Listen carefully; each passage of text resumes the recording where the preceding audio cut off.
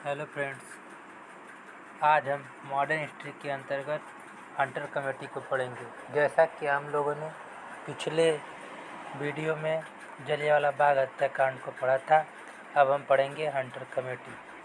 Hunter committee 1919 को स्थापित होती है।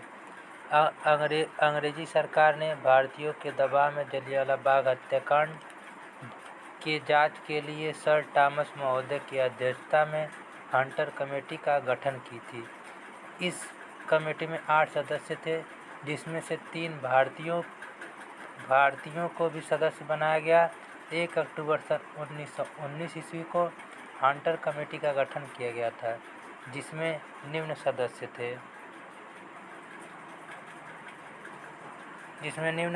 थे। सर्वप्रथम सर हंटर महोदय जो अध्यक्ष थे, फिर जस्टिस रेस्किन सदस्य थे, फिर WF राइस जो सदस्य थे, फिर मेजर जनरल बैरो सदस्य थे, फिर सर थॉमस स्मिथ सदस्य थे।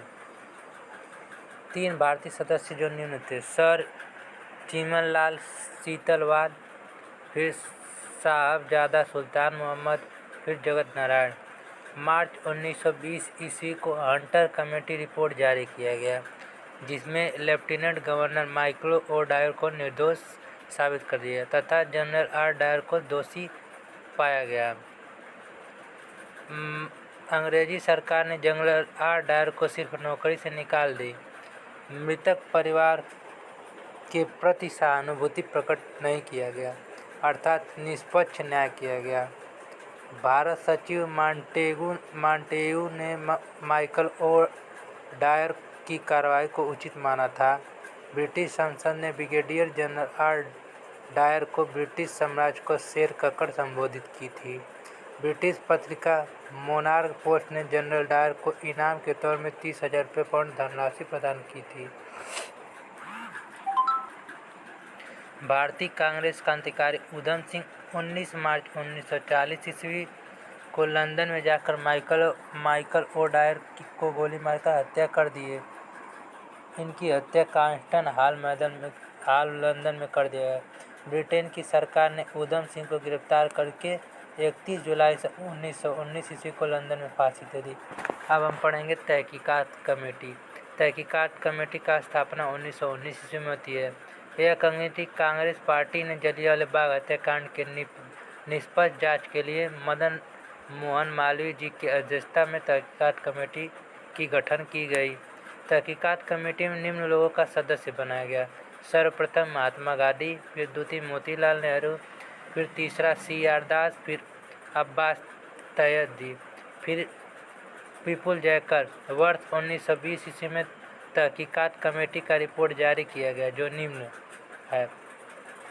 अंग्रेजी सरकार अधिक से अधिक लोगों को मारने या हत्या करने के लिए जानबूझकर गोलियां चलाई थी। दोषी अधिकारियों को कठोर दंड दिया जाए। मृतक परिवार के लोगों को आर्थिक सहायता दी जाए। अंग्रेजी सरकार ने तहकीकात कमेटी के मांगों पर विचार नहीं की, इसीलिए गांधी जी अंग्रेजी सरकार के विरुद्ध में असहयोग आंदोलन चलाने का निर्णय ले लिए।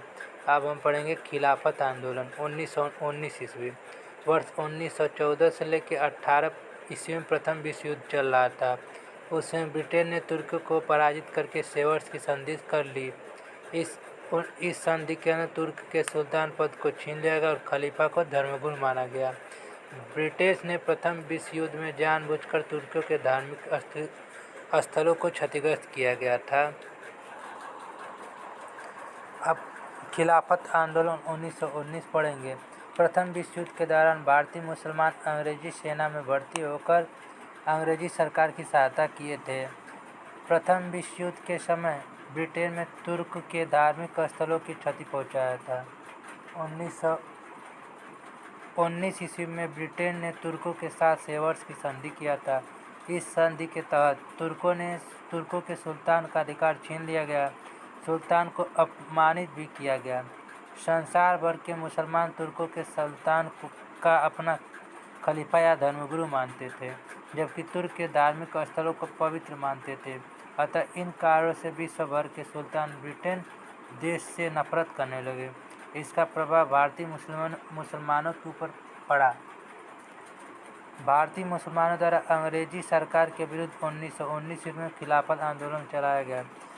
खिलाफत आंदोलन के मुख्य नेता जो निम्न थे: सर्वप्रथम शौकत अली, फिर मोहम्मद अली, फिर हसरत मोहानी, अब्दुल कलाम आज़ाद, हकीम अजमल खां, डॉक्टर अंसारी। नवंबर 1919 ईस्वी में खिलाफत आंदोलन की मीटिंग दिल्ली में बुलाई गई। इसमें सभी संप्रदाय के लोगों को आमंत्रित किया गया। कांग्रेस पार्टी की तरफ से गांधी जी खिलाफत आंदोलन के बैठक में भाग लिए थे। गांधी जी हिंदू मुस्लिम एकता पर विशेष जोर देते थे। अंग्रेजी सरकार को निंदा का पात्र बनाए थे। इसी बैठक में मुस्लिम नेताओं ने गांधी जी को खिलाफत आंदोलन का अध्यक्ष चुन लिया। गांधी जी अहिंसक तरीके से खिलाफत आंदोलन का नेतृत्व करने लगे। अबुल कलाम आज़ाद ने अल हिलाल उर्दू पत्रिका के माध्यम से खिलाफत आंदोलन का प्रचार किए थे। 31 अगस्त सन 1919 ईस्वी में भारत भर में खिलाफत आंदोलन दिवस के रूप में मनाया गया। गांधी जी के अनुरोध पर खिलाफत आंदोलन के नेता असहयोग आंदोलन में भाग लेना स्वीकार कर लिए। सन 1924 ईस्वी में मुस्तफ़ा कमाल पाशा ने तुर्क पर अधिकार करके खलीफा पद को समाप्त कर दिया। इसके प्रभाव से भारत में चल रहे खिलाफत आंदोलन का संघर्ष भी समाप्त हो गया। अब पढ़ेंगे हम असहयोग आंदोलन 1920 ईस्वी। गांधी जी निम्न मुद्दों पर रखे थे जो इस प्रकार थे। असहयोग आंदोलन में मुद्दे जो हैं: अंग्रेजी सरकार द्वारा दी गई उपाधियों को त्याग दिया जाए, सरकारी उत्सवों का बहिष्कार किया जाए, अवैतनिक पदों को त्याग दिया जाए, वकीलों द्वारा न्यायालय का बहिष्कार किया जाए, आपसी मामला पंचायत द्वारा निपटाया कराया जाए, विदेशी वस्तुओं का बहिष्कार किया जाए, विद्यार्थियों द्वारा स्कूल एवं कॉलेज का बहिष्कार किया जाए। गांधी जी असहयोग आंदोलन को सुचारू रूप से चलाने के लिए रचनात्मक कार्य पर जोर दे रहे थे जो निम्न है: स्वदेशी वस्तुओं का इस्तेमाल किया जाए, खादी वस्त्र का प्रचार किया जाए, चरखे का प्रयोग किया जाए, फिर कठोर कानून की अवहेलना किया जाए, हिंदू मुस्लिम एकता पर बल दिया जाए, फिर अस्पृश्यता का विरोध करना, फिर किसानों द्वारा लगान न देना, नारी का उत्थान करना। गांधी जी असहयोग आंदोलन प्रारंभ करने से पहले अंग्रेजी सरकार द्वारा दी गई उपाधि कैसर-ए-हिंद को त्याग दिया।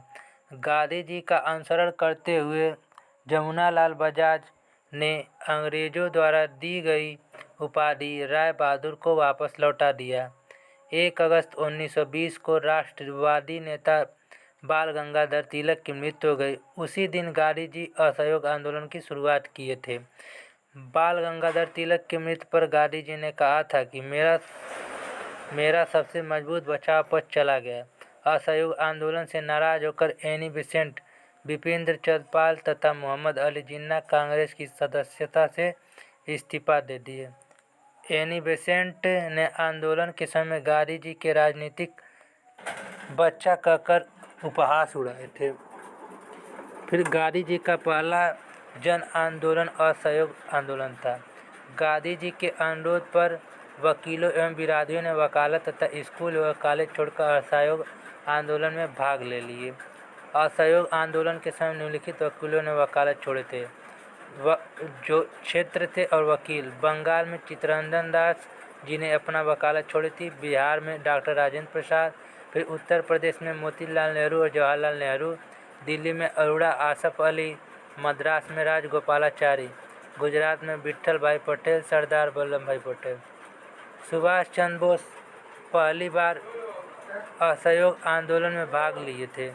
इसी दौरान पहली बार गांधी जी से मुलाकात हुआ था। गांधी जी इस अधिवेशन को चलाने के लिए तिलक स्वराज फंड की स्थापना किए थे। लगभग 6 माह के अंदर इस कोष में चंदे के रूप में 1 करोड़ एकत्र हो गया। भारत भर में असहयोग आंदोलन फैल गया था। चारों तरफ अंग्रेजों के विरोध सभा एवं जुलूस निकलने लगा। अंग्रेजी सरकार ने ननकाना साहिब के सभा पर गोलियां चलवा दी।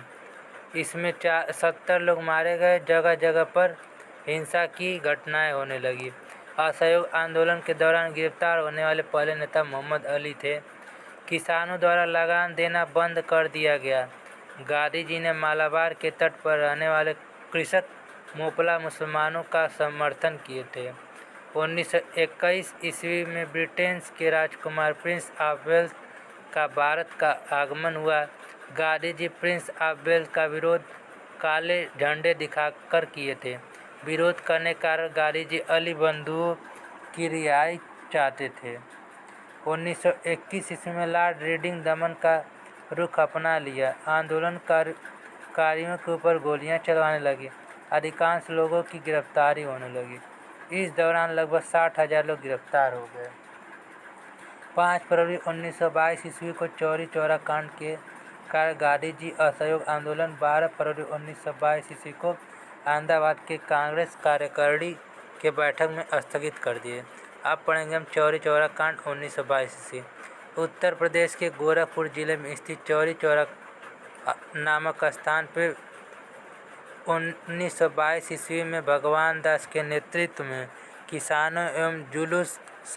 किसानों का जुलूस शांतिपूर्वक जा रहा था।